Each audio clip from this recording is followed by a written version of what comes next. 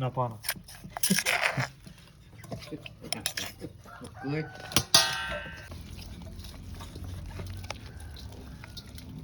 ออกกันนะที่มาพอดูกันนะเดี๋ยวจะลวดตายอะไรล่ะ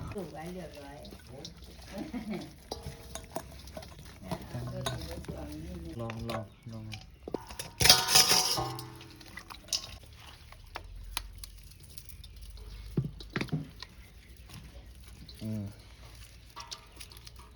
ก็สิดีแต่พาเรื่อยเนี่ยบาทนั้นนะ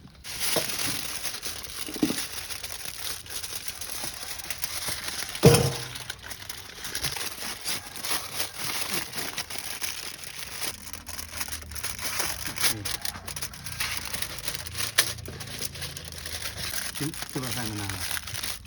ะนาวเดี๋ยวค่อยทำน้ำเจ๊จังอันนี้ลองล่อล่ะได้ก่อน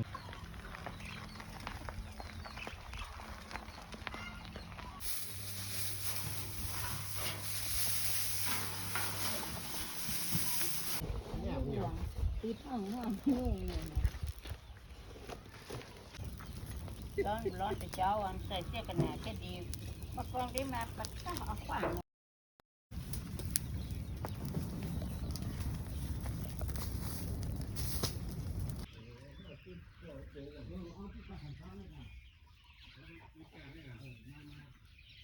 วิธีการทำไก่ฟางเราต้องใจเย็นๆนะครับอันนี้ไก่เมืองนะครับไม่ใช่ไก่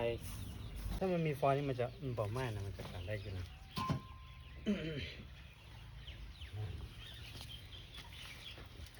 ไม่ได้ตีความก่อนตีคอ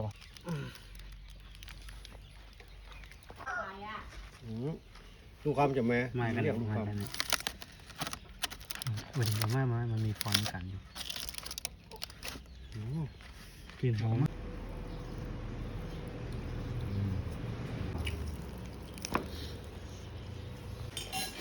อันนี้รสชาติ